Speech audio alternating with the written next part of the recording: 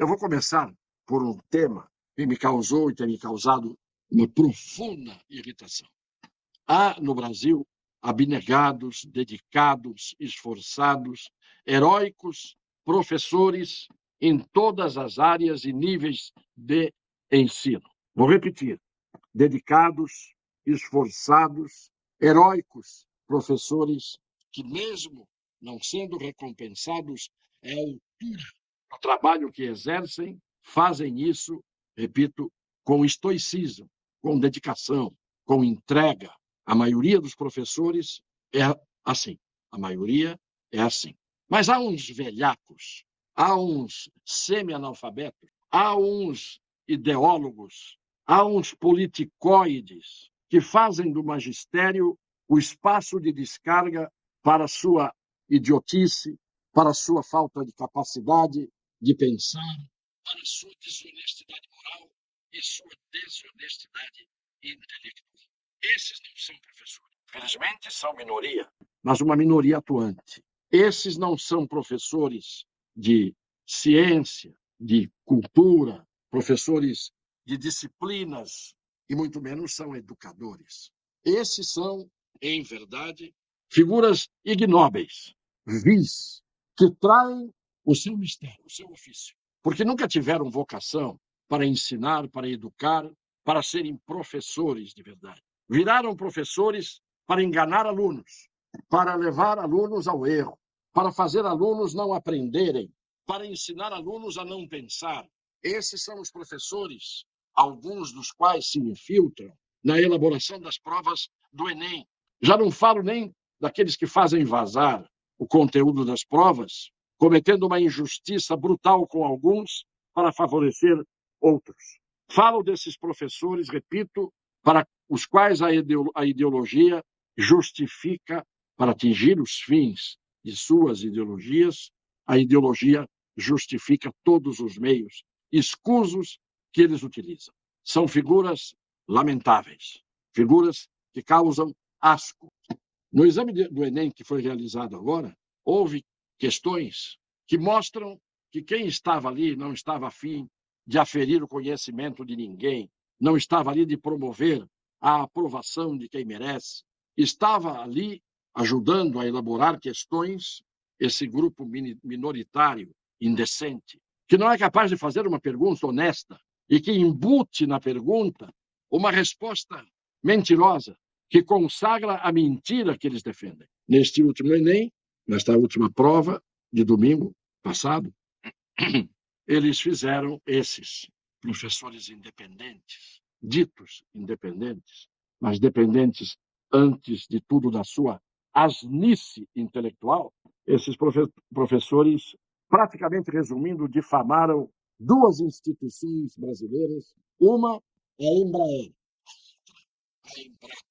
A Embrapa, que é a empresa brasileira de pesquisa agropecuária, e que com técnicos capacitados, estudiosos, gerações de técnicos de primeira linha, com suas pesquisas importantíssimas, levaram a agropecuária brasileira a um nível hoje de ser a mais importante praticamente no planeta. E a Embraer, que fez o Brasil ser hoje o maior exportador de aviões comerciais e não apenas comerciais, aviões de defesa, aviões militares, e esses professores de Araque dizem que a Embraer e a Embrapa prejudicam o mundo, o planeta, e prejudicam não apenas tudo de prejudicar o planeta, impedem os camponeses de serem verdadeiramente camponeses. Com esta visão distorcida da realidade, mentindo aos alunos, ensinando aos alunos a desaprenderem ou a não aprenderem, e obrigando os alunos a darem as respostas que eles querem ouvir, numa doutrinação sórdida que hoje acontece em escolas, em universidades, à custa de alguns poucos, mas atuantes professores, que eu não considero professores, senão, como digo no título dessa live, professores de ignorância. Semeiam a ignorância.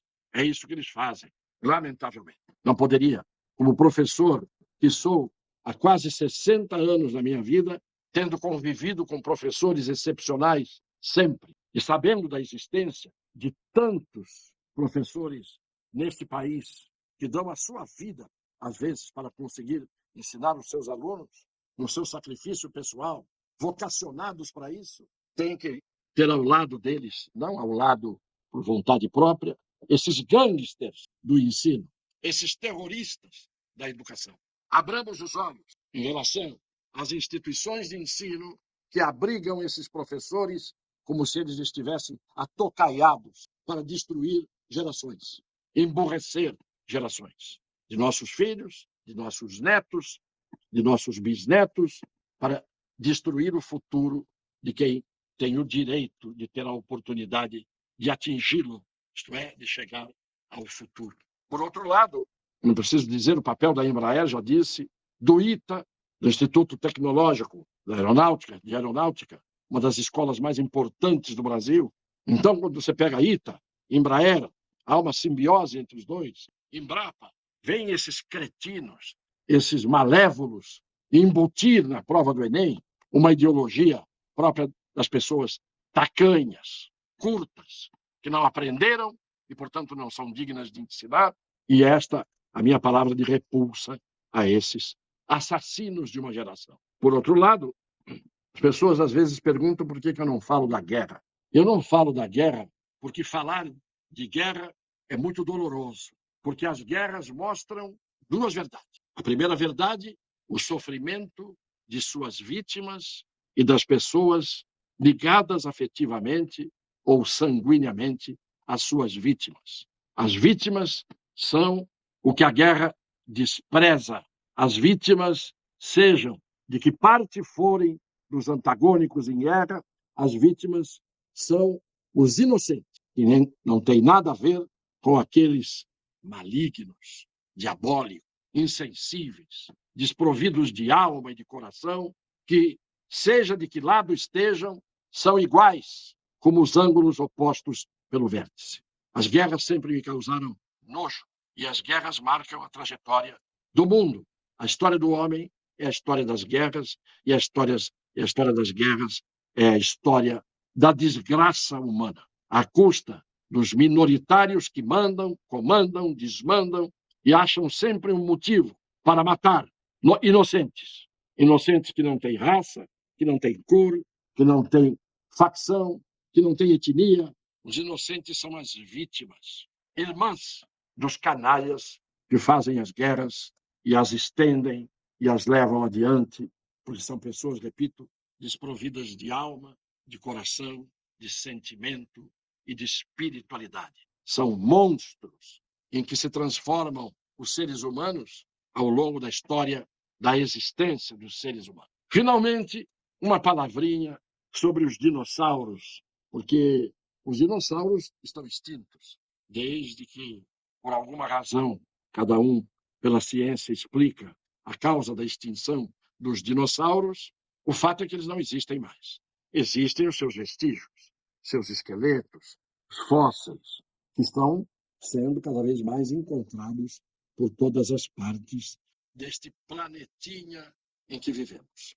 Mas existem quase que expressões sinônimas dos dinossauros naquilo em que os dinossauros podem significar, do ponto de vista de serem pré-históricos. Há seres pré-históricos. Alguns podem se chamar Vicente, como eu.